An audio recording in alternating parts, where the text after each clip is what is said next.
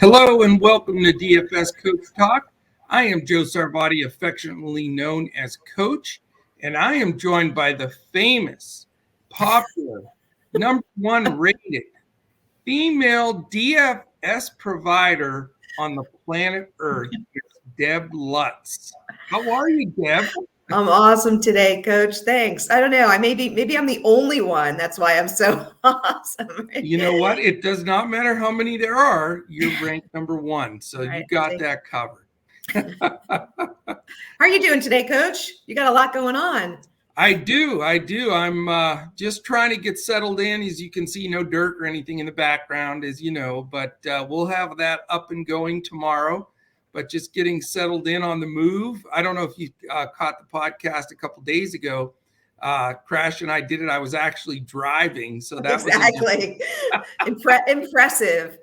I had Coach does not stop for anything. No way. No, we got to get the people the information regardless. That's what I'm saying. So absolutely. But it's been fun. Great to have you back. And if for our viewers that haven't checked in much recently, well, why haven't you? We want you here every day. But on Tuesdays and Sundays, Deb and I are going to do the DFS breakdown of the game. So without any further ado, let's dive into this. We have 6 games on the main slate for this Sunday, March 27th slate. There are 3 games at 6 p.m. Eastern, a 7 o'clock, and 2 7:30. So it's going to be an early night, Deb. At least there's, especially for you on the West time there, you're going to be done before you're going to have a whole evening ahead of you. Before dinner. Wow. Yeah, that is a cool way to do it. All right. Real quickly, if you're watching on our wonderful YouTube, definitely hit that thumbs up. Give us a quick comment. We'd love that.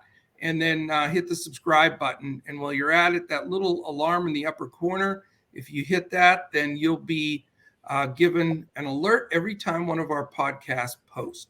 I'll also be on here when this premieres. We'll be live in chat. Deb, if Deb has a chance, she can jump in.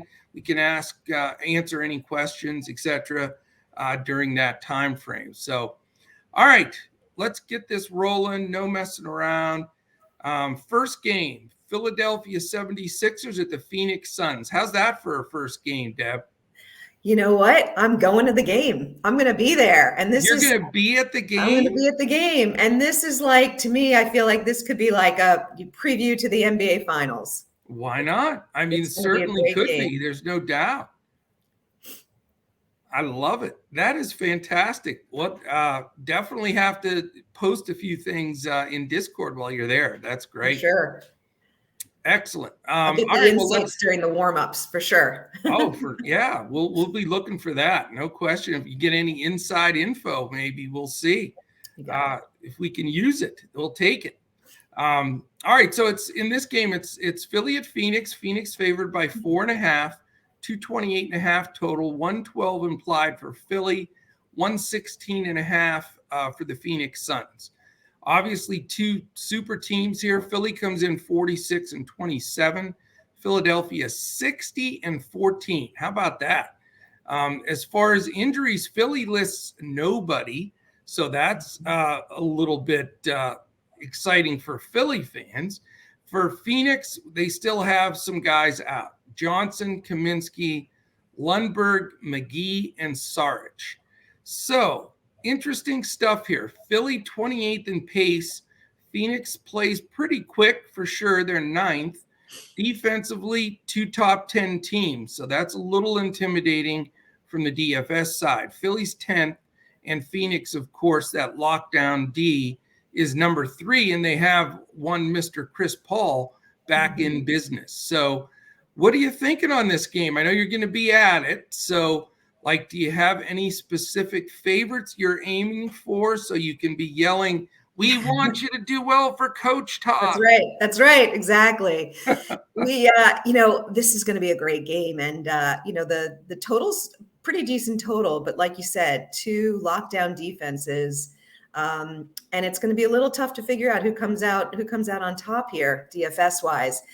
For me, it comes down to the matchups, and I'd love to get your thoughts on that, Coach, because depends on who's guarding Paul, Booker, and Bridges.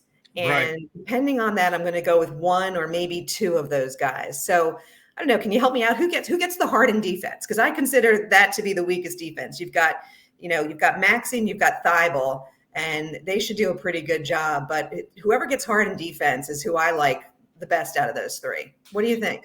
It's tough because we don't have much sample size with this matchup, as in none, with these specific players. I do think this, though. I do think Matisse Thybulle guards Booker. That I feel pretty confident about. Yeah. So that's where the really good defense is. The difficult part is with Maxey and Harden. Which one's going to guard Paul? Which one's going to guard Bridges? So I'm not sure. I'm going to take a guess and think possibly Harden guards Paul and Maxey guards Bridges. That's what I'm thinking initially.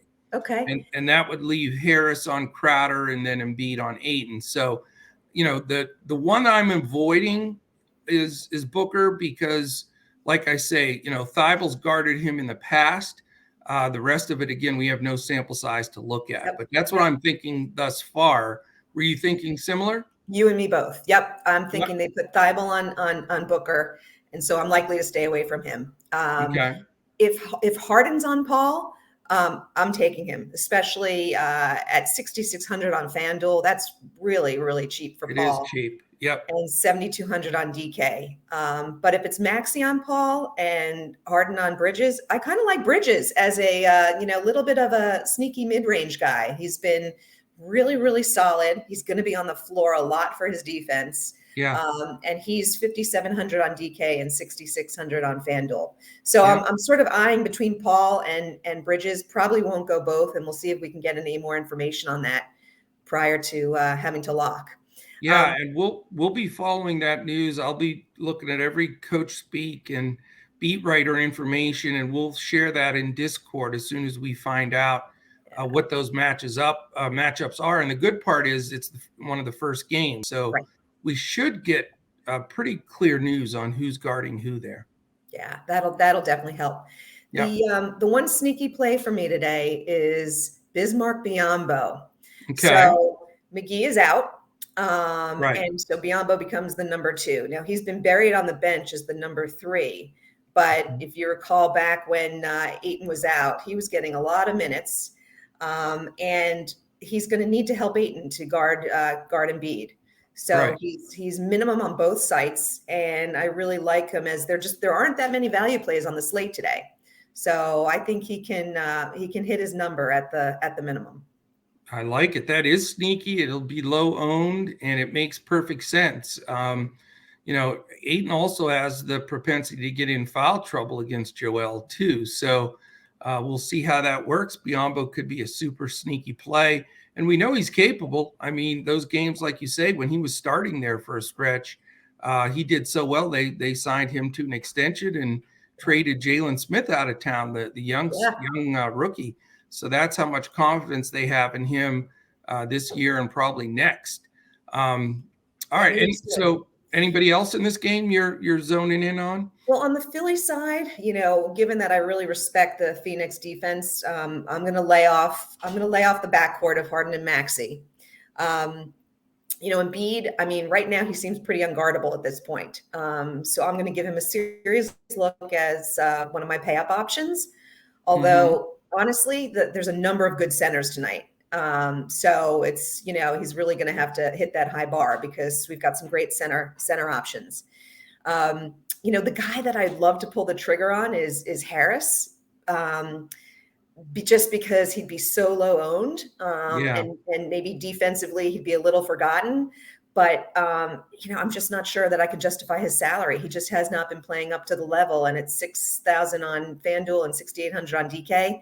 Yeah. With a slate like tonight, it's just going to be awfully hard to do it. So, I'll have to see if I have enough guts to do that. But otherwise, I'm going to be a super fan of the game, but I may only have one or two in total from this game. Yeah. It's tough. It's like I say, you can study these games and the results and the output, and teams that play Phoenix definitely the reason they're ranked so high defensively, they hold down stats. Yeah. Even though they play faster, you would think, other teams would get decent DFS numbers because they're going to get more possessions. And it just doesn't really occur that way. Phoenix is usually pretty solid, but I don't think this is one of those, hey, this is a great game to watch and one to fade in DFS. I do agree. There's some good plays here. I think, people forget because it's been enough games now, but Mikhail Bridges was drafted by Philly. His mother worked in the Philadelphia front office, for crying out loud, and they traded him on draft day. So he had to take the Philly hat off and put the Suns hat on. And you don't forget that kind of stuff, Great point. Yeah. So I think that, that burns a little bit. And I don't think they have a great matchup for him, especially if they put Harden on him. I think he's, still is big enough to shoot over Maxey too, if that was the deal. So Mikhail Bridges at that cheap 5-7 number is firmly in play for me. Chris Paul is in play because, he doesn't seem to be restricted much, even though he hasn't come back that long. So I think he'll get good enough run. So those are the two guys that I'm looking from on the Phoenix side. Not looking at Book, again, because of the Thibault D. He has been hot, though, without question. Mm-hmm. On the Philly side, it gets difficult. With Embiid at 11.4 and Harden at 10K, against that defense, and then Maxey being the third wheel sort of at 7K. And like you said, Tobias Harris, somewhat the forgotten man at 6'8". It's hard to spend that kind of salary here when, they're going against a good defense and they're sharing the ball. It's tough. Nobody's out for them. And their bench is deep now with Milton, Yang, Jordan, Green, Korkmaz, even Millsap. I mean, they have a good bench. So, on the Philly side, it's harder for me, but I'll tell you what, this sounds crazy. And, I don't know if it's me being stubborn. I played Embiid the other day and he let us down, but I'm telling you, the last couple of weeks, he is playing so hard to try to solidify that MVP. And there's no bigger spotlight than tonight's game against, Phoenix. So I do think he's got the potential of having a monster game. And I am considering him. I haven't made the final decision, but I may go Embiid and then probably Paul Bridges on the other side, which I'll have a lot more exposure to this game than I thought I would when I first jumped in. But, don't underestimate Embiid's drive to just put the nail in the coffin of that MVP, Yeah, and this would be the game to do it in, right? I mean, Absolutely. I don't think it's on national TV, but obviously, a lot of eyeballs, given the playoff implications of this. So no question. And they're in a dogfight for that Eastern. That's right. That's right. Too. So it should be a fun one. All right. We spent a long time on that game, but we have to because it's the game of the night, really. Plus, you're going to be at it for crying out loud. Absolutely. Have to. All right. Let's move on to game 2. It is also a 6 p.m. game. It's the Golden State Warriors and Washington Wizards. Golden State 7.5, 221 total, 114.25 for Golden State, 106.75 for the Washington Wizards. Coming into this game, Golden State 48-26, Washington 31-42. We know Steph and Iggy are out for Golden State. We have a probable tag on Gafford, so I'm counting him in. Carey and a big news, Kuzma, which is the big guy that is out for Washington. So makes this game a little more interesting, but it's, with Kuzma out, it's going to be a tough road, I think. But the Vegas thinks it's going to stay pretty close. So we want to consider it. It is the first night of a back-to-back for Golden State, which doesn't help matters. Golden State's 15th in pace, Washington 23rd. Golden State's still second in defense. They've lost that top spot, but still sitting second. Washington has just continued to move down in like a notch per week. They're all the way down to 25th. So a little confusing on this one on, how much do you trust some of these minutes and how close does this game stay? So what's your initial thought here? Yeah, I mean, in a game featuring a pretty weak defense against a great defense and a pretty good offense, you'd think it could potentially be a blowout, but it's not being forecasted as one. And No. frankly, Golden State has not been playing that great lately. You look at there's a couple of teams between Golden State and Miami. There's a lot of people Yes. complaining. There's a lot of high emotions and they need to pull it together. Right. But Golden State, great coach, veteran team. I think they do pull it together, and I think it happens tonight. And I think they win fairly easily, although not a blowout. So, Okay. so I like some of the Golden State players because I think they're going to play hard and put up some good offense. I like Poole here. He's been the leader. With Curry out in terms of handling the ball and putting up shots. He played very well in his last outing against Washington, and he's still only 7,700, which I think is a fair price given his usage. Right. And for me, it's always the decision: do I go with Poole or Clay? And 9 times out of 10, I've been picking Poole, and I'm going to do that again tonight. Clay had a fantastic game in his last game, but he doesn't give us enough in terms of the peripherals typically. Right. And he's priced higher than Poole. So I'm on Poole and not Clay. I'm also going to take a serious look at Kuminga at 4,100. He smashed that number in his last game against Washington. I think it's a team that he can play well against. He's been getting the minutes. And so he's someone, again, with a night where there are very few value plays, he's somebody that I'm going to keep a close eye on. And while I do my lineups.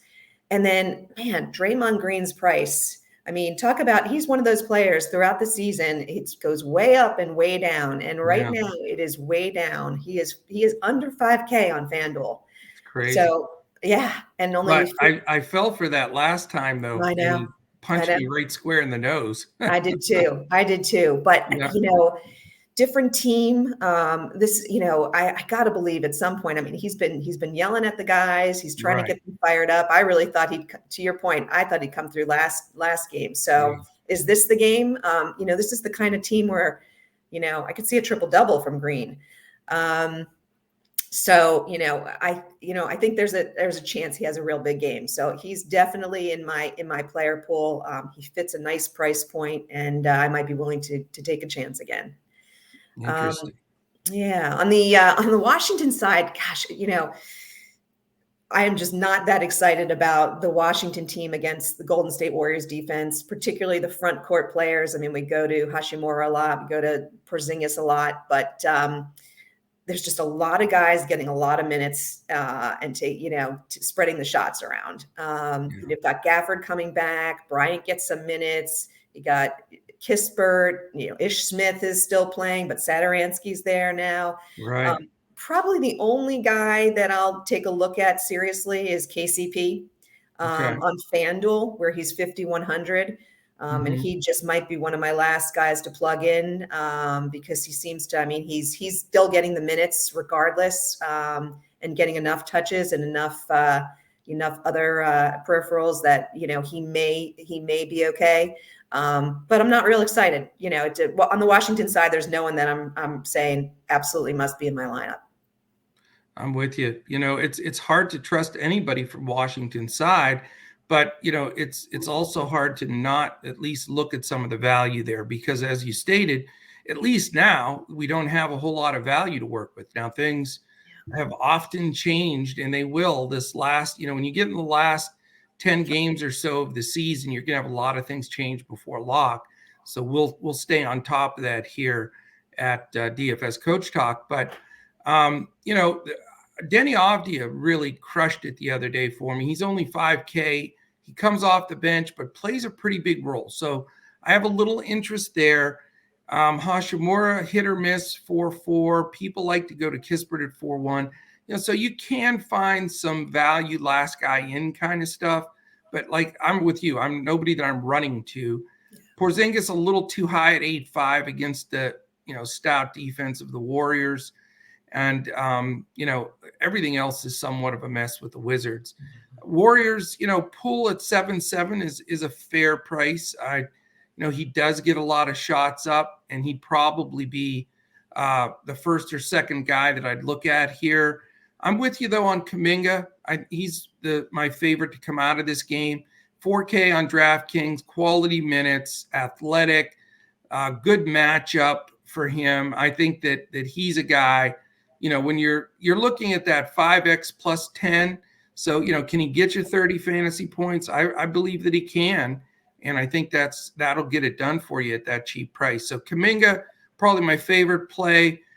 Poole looking at as well. I know Clay's coming off that huge game, but at 8-2 with Caldwell Pope defense, I'm going to fade that. And I just don't have the guts to take Green yet. I'm with you. I'm probably going to miss out on his breakout game to come back at a cheaper price. But after watching that nightmare last time, I need to see a game or two that he's back in some type of groove before I put him in the lineup.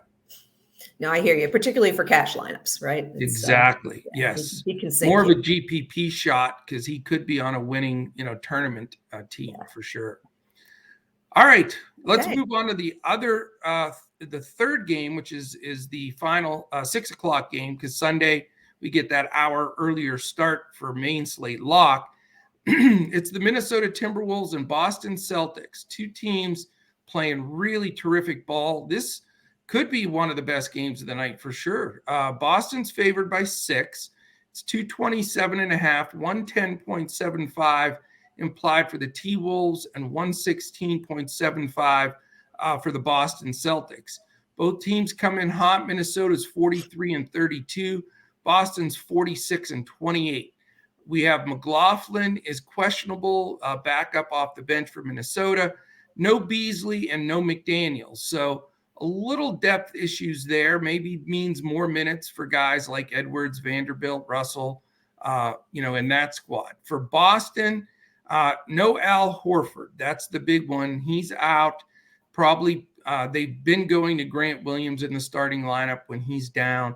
The rest of the guys should be in. Jaylen Brown and Jason Tatum, both listed as probable, and I think they're going to need both of them today against this hotter Minnesota team. So I think that they'll both play. If we find out anything else, we'll definitely let you know. But I think they're in.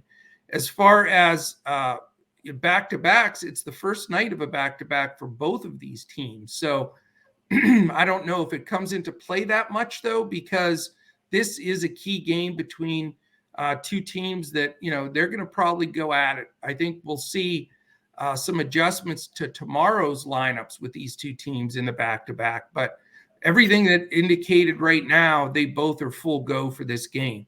A good thing for Boston is Minnesota is the number one pace team in the league now. They're playing at the fastest pace of anybody, and it's really helped them go on quite a few wins here in this last piece of the season. Boston, on the other hand, is only 24th, so major pace down for Minnesota.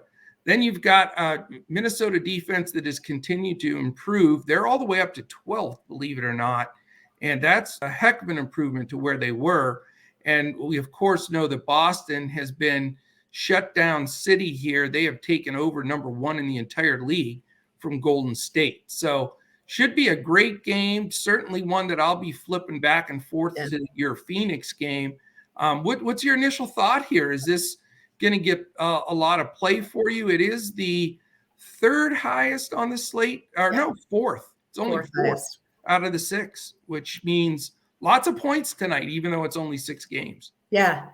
But, a real healthy total. And as a pace up for Boston, I really like a few plays on the Boston side. Okay. I have not been playing the Boston guys that much lately. Me neither. Pricing, matchups, it just hasn't worked out. But I agree. I really like both Brown and Tatum here. Wow. I'm not going to necessarily play both, but I think they're both really strong options. Given the pace of the game. I know you said that Minnesota is sort of about 12th or 13th on defense. But I still think that Brown and Tatum play really well here. Brown is much less expensive at 7,200 on FanDuel, 7,900 on DK. Yeah. But I like Tatum's ceiling. So I'm going to keep him in the mix with what I'm considering to be the other pay-ups. Okay. So both are real seriously in my consideration set. I'm going to probably walk away with one of them in most of my lineups. There's another guy on this team that I'm eyeing that I'm hoping is going to be a low ownership play, and that's Derek White. Okay. So I rarely play Derek White, and he really hasn't had any blow up games since joining Boston. I mean, there's too many his usage is down. There are too many other players to get the ball to. But that being said, Minnesota gives up the 5th most fantasy points to shooting guards. Right. I think his pricing is fair, 5,300 on DK, 5,600 on FanDuel. And I think he's going to be extremely under the radar. So again, sure. in a pace up spot, he's someone that I kind of get excited about where I have not in the past. Nice. And then finally with Horford out today, this is a great spot for Robert Williams. He's going to see a few extra minutes at the 5, and he faces Cat's defense, which is not the best. Right. He's also fairly priced, particularly on DK. I like him at 6K. He's 6,800 on FanDuel. And, I think the key to today's slate is picking the right centers. It's not an easy one because there are several. There are several. You've got Embiid. Now you've got Williams, who I think is real solid. Gobert is in a good matchup. Drummond's in a good matchup and cheap. So there's a lot of good options. And I think, really cracking the code on the right center is going to be key. And I do really like Williams. I consider him in one of my top 2 or 3. Yeah. On the Minnesota side, top defensive team, like you said, pace down spots. So really tough to find good spots here. And so I'm going to mostly be staying away from the Minnesota side, except maybe taking a look at Russell, who's down to 5,700 on FanDuel, 6,500 on DK. Who could deliver value at that pricing. He's also going to benefit from Beasley being out, so he'll get a few extra minutes. So he's someone that I am considering. But that's probably it. I'm not going to go with Cat. I'm not going to go with Edwards. I think they're priced a little bit high, and they're facing that tough defense. Vanderbilt, he may get a few more minutes as well, given the injuries. But he hasn't really been doing it. And if Grant Williams is your starter on Boston, he's a real tough defender. So he is. That's where I'm at on the Minnesota side. Kind of light, maybe looking at Russell. Yeah. Well, I'll tell you, we think a lot alike on a lot of these games. We really do. You can tell we've been on DFS, for a while together as far as strategies, what we look for, how we're building lines, because I'm almost identical to you in this game. I'm not going to spend up for the Minnesota guys against this stout defense. And I had the same comment. I've chased Vanderbilt a little bit with McDaniels out and them being a little short. I thought he'd step up, and he hasn't.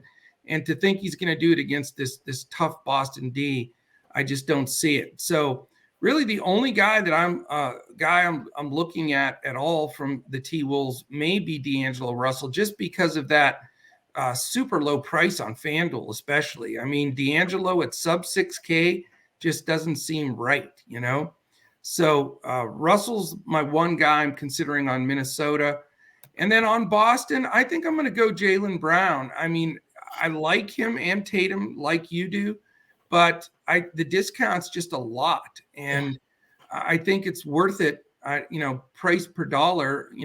I'm sure maybe Tatum outscores him by a bit, but certainly Brown has a heck of a ceiling to be close to that number and still save a little salary as well. So more than likely going there. And then my favorite guy as well is Robert Williams. Just great spot against Cat. I think that they're going to need him. He's going to grab some extra rebounds. So a good prize picks guy to target as well with Horford out. I mean, Horford is a veteran. He knows how to get position, do all those little things. And Grant Williams is scrappy, and he's more of you like him if you're coaching him because you can use him to set screens and block other guys out. He's never going to be flashy with his stats, but he's going to help the interior, I think, to help Williams get better stats, both offensively and on the boards, offensively and defensively. So if I don't go Embiid, Williams is going to be pretty much a lockdown center for me. Where I can go with two, I may spend the bucks and go with both. But Williams, definitely a target. Brown favoring, and probably just Russell on the Minnesota side. So, okay, very consistent. You're thinking. Maybe we just nailed this game. We did. It's over. Just book it. Book it, as they say. Book it. All right, we are 3 down, 3 to go. Real quickly, and I promise you I'll be quick. This podcast is brought to you by Prize Picks. Go to prizepicks.com. Everybody is playing there. It is so much fun. We're on a crazy streak of winning here, right around that 80% mark, which doesn't seem possible, but it's true and documented, and we hope that trend continues. If you do go there for the first time and you're going to deposit, use the promo code Coach Talk, all one word, no space, and they'll give you 100% match all the way up to $100. So you put in 50, they give you 50, etc., and it goes right into your account. It's not dripped in dollar for dollar like some of the sites do. So really hope you do that. We release a Prize Picks podcast separate every day, and we're posting those, our full Discord picks, Josh, Crash Davis, and myself in our Discord each day. So definitely take advantage of that. If you want to join us, this is the time to do it. We have a great baseball deal for the season that's starting April 7th. You want to come and check that out, go to dfscoachtalk.com, and our membership page is right there, and you can see all your options and your discounts. You have a 25% discount on the MLB package right now also. And you get from now till April 7th for free. So great time to join us. You get all these fantastic folks giving lineups like Deb and Josh and our entire squad. We have Mike S. coming up for baseball. He's a super shark and whale in the industry. So we've got it all going here. We'd love to have you join us. All right, let's hit these last 3 games. The 7 o'clock, only 7 o'clock Eastern game is the Lakers and Pelicans. It's the Pelicans favored by 4, 113 implied for New Orleans, for the Lakers, 117 for the Pelicans. So a good, strong 230 total in this game. LA comes in 11 games under 500, trying to find a way into the play-in at 31-42. The Pels, 31-43. So I would say this is a play-in game kind of contest here. 2 teams that want to make the playoffs, I think. I know the Pelicans do. They're going for it. Lakers, who knows what they're doing, but they're trying to get in. You get a chip in a chair, as they say in the business. You never know once you get in. So for the Lakers, guess what? I don't know if you know this, Deb, but they listed LeBron James as questionable. I know. Go figure. Have you seen that happen this year? This is a first. Yeah. Only the 251st game in a row, I think. Yeah, that's right. I expect him to play, but I do. I think he plays, but I've got him in my projections right now, but we will certainly clarify that and make sure everybody knows in Discord before lock. Dwight Howard also questionable, THT probable, and then we know Davis and Nunn have been out for quite some time. For the Pels, this is the one that I don't know, and it's Brandon Ingram listed as questionable. And that's huge because it changes the whole entire rotation and usage for the Pels. So that is news that we're going to have. And our buddy Cheeseburgers Williamson still out with no designation for return. So I don't know what to do with this game. I mean, the Lakers game was starting to give me a stomach ache, I swear. Do you have any idea what to do? I'll tell you, the Lakers are 6th in pace, Pels 20th. Lakers are 20th in D, Pels 19th. So, the defense isn't good. The pace is acceptable, but who knows, This all is predicated on whether or not LeBron plays. Like, I completely flip, my interest depending on whether or not he plays. Yeah. If he does play, Ingram too. right? Well, right. Absolutely. Absolutely. And I couldn't get a read. I mean, I feel like Ingram might be a little less likely to play, I agree. but yeah, I mean, Lakers traded him away. And like you said, sort of a play-in implication kind of game. So if he's got any opportunity at all, he is going to play. So you're right. You would think, right? This is one. Hopefully we get the news. Like you said, it's a 7 p.m. start, so we're not going to necessarily have it when we have to lock. But so if LeBron plays, I think he's a great play. He's going to put it all out there. He's going to be motivated. The defense isn't great on New Orleans. If Ingram doesn't play, they don't have a great matchup for him. And so, I do like LeBron if we can get notice that he plays. If I go into the night without notice, he's going to be somebody that's going to be hard to switch into, which may mean that he's very low owned. If he doesn't play, excuse me. Bless you. Thank you. If he doesn't play, Westbrook's not a bad play. He gets a lot of usage with LeBron sitting. I mean, who else, handles the ball and who else gets the shots? He's been playing better the last couple of weeks. I don't know why. I don't know what, he was in this huge funk and, nothing's really changed, but he has been playing better. Weak defensive backcourt on New Orleans, and 8,300 on FanDuel, 8,900 on DK. So he's definitely, again, if we get the news, he's definitely someone I would consider. I also like Taylor Horton Tucker at 3,900 on FanDuel and 4,300 on DK, especially if LeBron sits. Actually, he's a lock for me if LeBron sits because of that price point and the usage that he's going to get. And otherwise, I mean, the cast of characters on the Lakers, I just can't, the other day, what was it? Stanley Johnson was leading the team in points scored. And you've got, I mean, there's nobody I really like there. I mean, Monk, can hit value, but you can't really rely on him. So that's it. I'm staying away. I look at it as if LeBron plays, I'm looking at him. If not, it's Westbrook and THT. Okay. On the New Orleans side, definitely have to give a long, hard look at McCollum, 7,800 on FanDuel in particular, 8,600 on DK. Fair price. He's been smashing it. Shooting guards do very well against Lakers D.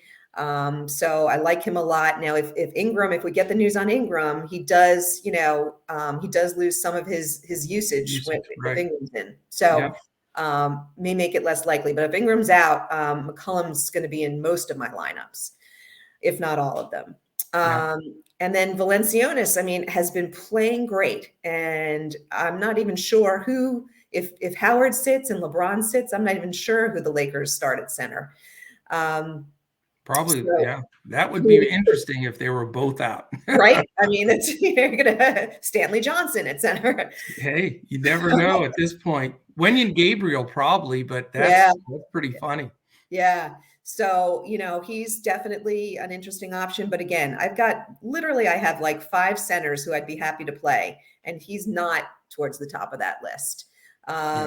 So the only other guy that I'd consider, and again, maybe less so from a usage standpoint if Ingram's back, although different position. I mean, Alvarado, I've been riding him. He's in my fantasy league as well. He's been something else, man. He's been great. And, I wouldn't go after him on FanDuel where he's already priced up to 5,600, but on DK at 4,400 over his last 7 games, 11 points, 6 assists, and 2 steals.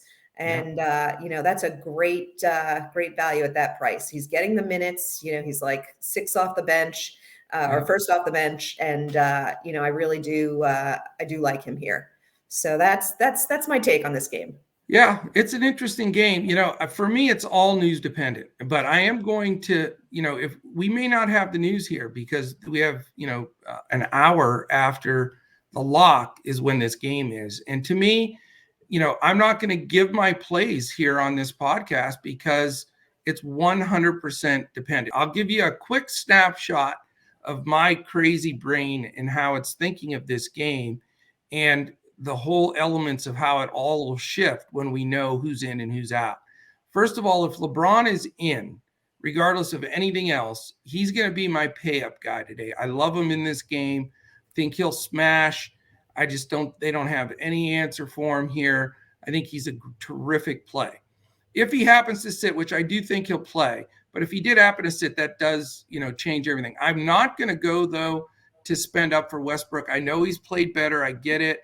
But too many turnovers, the outside shot is just still wacky. So I'm not going to go there. Really, it's going to be one of those scenarios. If LeBron plays, I'm playing him, and I'm going to invest in this game. If he sits, I am not comfortable really with anybody. Wenyen Gabriel maybe at 3.8 is cheap. But like you mentioned, with Westbrook, Reeves, James, Gabriel, Howard, Monk, Anthony Johnson, Horton Tucker, even Augustine, some Bradley, some Ellington, trickled in Bazemore, Ariza. I mean, they've got a lot of veteran guys that need to retire soon that are all grabbing some minutes. And, is Carmelo going to have a decent game? Yeah. Is crazy Stanley Johnson going to step up? Is Austin Reeves going to make some shots? To me, I can't depend on any of those guys. So it's pretty cut and dry for me. It's LeBron or bust. So that makes it not too hard to have to figure out later down the road. But for the Pelicans, it's a big difference. If Ingram sits, CJ's just too good to pass up here in a high-paced game with the Lakers being sixth and their defense playing so poorly. McCollum's been terrific. I'm not, that price is fine. He's played over a 9K type situation since Ingram's been down. So I'm okay paying that mid-8s for him. That's perfectly fine. However, if Ingram plays, and, I need to know what his restrictions are, because if he plays with no restrictions, no doubt there's a real, sore spot for him for the Lakers for trading him and giving up on him. So Ingram at 7.5 is a cheap price if it's not, we're only going to play him 20 minutes or something. If he's got, a 30-minute max or no limits, then I think Ingram's a great play. And I'd actually like him over McCollum in that situation. I'm not going to pay up for Valanciunas. I think Joe Val at 8-1, he could have a killer game. The only way I pay up for Joe Val is in that scenario that you mentioned. They're both questionable. So if James and Howard sat, again, they're going to have to guard Joe Val with Wenyen Gabriel, Carmelo Anthony, Stanley Johnson. It's hilarious. So in that case, you almost have to play Joe Val. So, LeBron can handle him. Howard certainly can. So that's all dependent on that news on the Lakers side for me. So I could come out of this game. Let's just say Ingram plays, but he has a cap, and LeBron doesn't. I could come out of this game with nobody. But yet, if those other chips fall, I could have James, Gabriel, either McCollum or Ingram, and Joe Val. So you talk about a game that's really up in the air. All of those possibilities are on the table for me. Okay. Does that make any sense? I think that makes it perfectly muddy. That's one of those 2 + 2 = 5 in this one. That's for sure. Totally. News dependent. All right, we've got 2 late night games, but they're only 7:30 games. So how about that? Yeah, not so late. Utah Jazz, Dallas Mavericks, Dallas -2. It's only a 218 total, 108 for Utah, 110 for Dallas. Pretty garbagey lines right there for DFS. Utah comes in 45-29, questionable tag on Whiteside. Bogdanovich and House already out. The Mavs come in 45-29, identical records. They're dead tied. So it is an important game. Bertans is probable. Trey Burke, questionable. So not really any news to worry about with those two. Brown, Hardaway, and Pinson remain out. So both teams pretty much are going to be at full strength for this game. You've got the second night of a back-to-back for Utah, so that's no picnic, but they get to go into Dallas and play here. So that doesn't help matters with vets like Conley. But you've got terrible pace. Utah 21, Dallas 30, and then you have 2 top 10 defenses, Utah 8th and Dallas 7th. And then, of course, we're coming off of that dud game for us from Doncic, or as Crash calls him, Doncic. I'm going to tease Crash forever. But actually, the way that he played for me, I called him Doncic the other day. You called him Donkey, I think. So I'm gonna beat you to the punch on this one. Oh, because I know that you're gonna say, because we're so much thinking alike. Oh, you beat me. I don't want any means of this game, but you already beat me to it. Yep, it's a 5-game slate in my book. Yep. I'll tell you what, though, there's one exception. If I decide I'm not going to have the courage to go that big money on Embiid, and I'm going to go, I would go Gobert as my pivot and save quite a bit of money. Yeah. Gobert's a good play. Yeah. You know what, though? The thing that'll make me go over the top, Whiteside's questionable. Whiteside's gets a big chunk of minutes behind Gobert. If he sits, that extra 4 or 5 minutes is a lot. That's like 3-4 rebounds, a block, who knows? So I'm going to follow that news, and that's going to be the pivot there. Williams, Embiid, Gobert. But other than that, I don't see any reason to spend the huge money on either Mitchell or Luka. Luka will probably go for 80 today after I called him Doncic now. So, but I'm just not going to go there. But you beat me to it. So your total pass on this one as well? I'm exactly the same as you. I mean, Luka had a huge game against Utah last week, but gigantic. Utah's going to figure that out, and I think lock him down a bit. Yeah, I mean, Gobert's the only guy. I completely agree with you. If I don't go for Embiid, but honestly, you got Williams. In the next game coming up, you got Drummond. So I don't know. It'll be interesting to see the ownership on the centers too, because that might be another thing. So if that's something we can get posted up in Discord, take a look at that ahead of time too. Maybe we can, play around from an ownership standpoint. We'll grab some of those ownership numbers, because that can be the difference maker. I certainly, if I think Williams is going to be pretty popular though, to be honest with you. So we're going to have to evaluate that, and we'll look at that ownership as we go here. Cool. The other thing with Doncic having such a great game against them the last time they played here recently, he didn't have a full plethora around him with Dinwiddie and Bullock and different guys. So, still, if Doncic wants to have a big game and he's on his game here, and Utah's a little tired on a second night of a back-to-back, I think Luka's going to get ownership. I mean, he absolutely could be the highest scorer on this entire slate. But the game situation, if you're game scripting it out, if he gets 50, 55, that's fine. But it's not going to get it done for you, Totally agree. But I did say that last night or on yesterday's pod with Gunn. I said the same thing about Joker, and that game would blow out, and it stayed close, and the Joker was the top. So Gunn, if you're listening, 1 for you, 0 for Coach, but we'll see what happens. Time to even it up, even the score. Yeah, I'm eating crow today, and I admit it, but we'll see how it goes. Yep. All right, let's get to this last game. It is 7:30 game. It is the Charlotte Hornets and the Brooklyn Nets. Brooklyn Nets are playing some basketball. We'll have to pull out the old basketball music, playing basketball. Remember that old tune? That was our opener for the first. Was it really? It was. We played at the opening of our podcasts. Yeah. But it's Brooklyn -7. The big winner here, 239.5. Biggest score on the board here, biggest number from Vegas.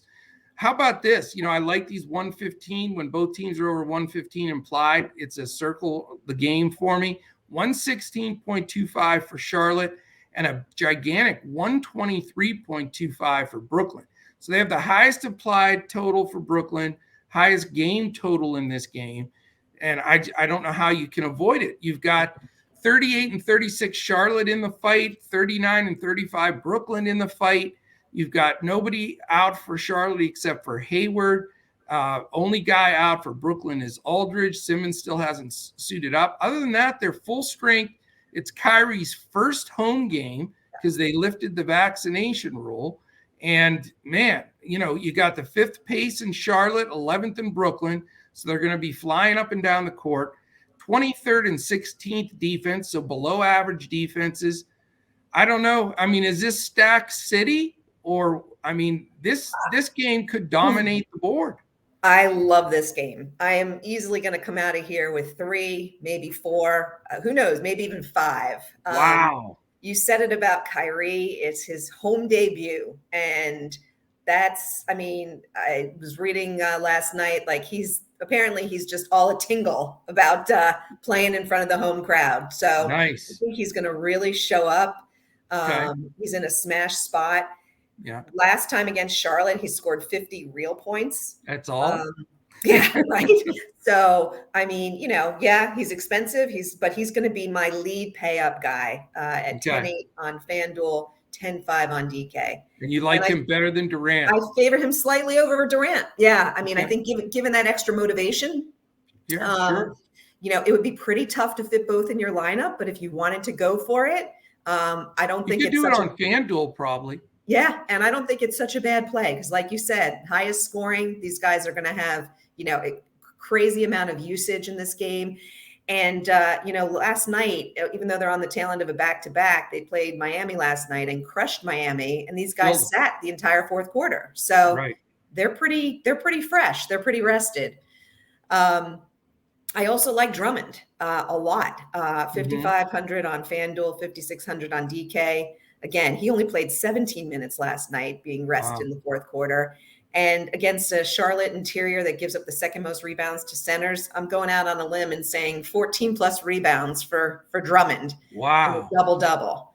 Okay, so, then you gotta have him in there then at those numbers. I think he's going to be really solid. And then, I think there are a few great plays on the Charlotte side as well. Rozier is surprisingly low in his pricing. He's decreased recently a lot because he was up there. Yeah. So 6,400 on FanDuel and 7. That's a misprice. I agree. I think he's in a really good spot. Yeah. He's playing well. He's played well against the Nets. I'm really high on him. And then Bridges. I mean, he's going to get a tough Bruce Brown defense, but he's bigger and stronger. So I like him here a lot too. His price has come down the past few weeks, even though his numbers have been solid. He's sub 8K for the first time in a while, 7,800 FanDuel, 7,300 on DK. Yeah. So he's definitely going to be a core part of my player pool. I like those two guys a lot. So I got to stop there before my entire lineup becomes this game. So we'll see if if you've got any other plays. This is an interesting game. I mean, this is one of those, it's nice, sometimes when you have a lot of players in that late game, but you get down in the dumps because you don't see any green on your board and you're like, and then all of a sudden all your guys catch up. But, I don't know. I love this game and everything I said, I stand behind as far as it being the best game situation for DFS. I don't think I'm going to stack it though. I think people may overstack this game. I think you're going to have a lot of people stepping away with 5 guys, maybe even 6 in this game. And I like it. Don't get me wrong. I do think you have to have exposure, but I think you have to pick the right guys. So I'm going to be a little bit different than you here for a change. Usually we're right on the same board. Brooklyn's been playing better than anybody in the league, but there's a couple things going on here. Kyrie's 10-5 and Durant's 11K. So they're both big money. Most teams, I think you'll have the majority of teams playing, having one of these two, and some will have both in their lineup. I just don't know if it's the perfect spot for either one of them. Now, I could be dead wrong, like I was on the Joker, or I could be right, like, I have been in different instances. But Terry Rozier is a good defender. Kyrie right now is unguardable, but Rozier is the kind of guy that has played him really well in the past. And I think he can at least keep him in reality. Now, he didn't the other day when he had 50, but, Durant, the situation is just different. The game set is different than it was when they played last time. And I think that Kyrie's a terrific play at 10-5, but I'm not sure that that's where I want to go. And then Kevin Durant, I think, will be guarded by Miles Bridges. And I've been singing his praises all year defensively. I think he's a first or second team all defense. And I think, Durant, again, an unguardable, maybe the best player in the league, truthfully, as far as scoring the basketball, bar none. I mean, just flat out scoring. If I needed a basket, one single basket to win a game, I'd take Durant over Embiid, LeBron, Cat, Embiid, whatever. The Joker. KD is going to score the bucket. But it's Bridges, and Bridges, I think, can hold him into some reality of not a 50-point real game kind of thing. Plus, you've got Seth Curry playing. He gets some shots up. Bruce Brown finds a way on transition and steals to get some shots up. Charlotte's been terrible guarding the interior, so they will go to Drummond some or Claxton. So there's going to be a chunk of usage that they normally don't have to share in. They have a real competitive Goran Dragic coming off the bench that's going to get a few extra minutes run. So they haven't had this whole group of guys together for many games, maybe 8 games so far this year, where they've had this entire group, and none in Brooklyn. And Patty Mills is still there, James Johnson. Don't forget that Kessler Edwards and Cam Johnson's and guys that have played, they may get 5-6 minutes, but it all adds up.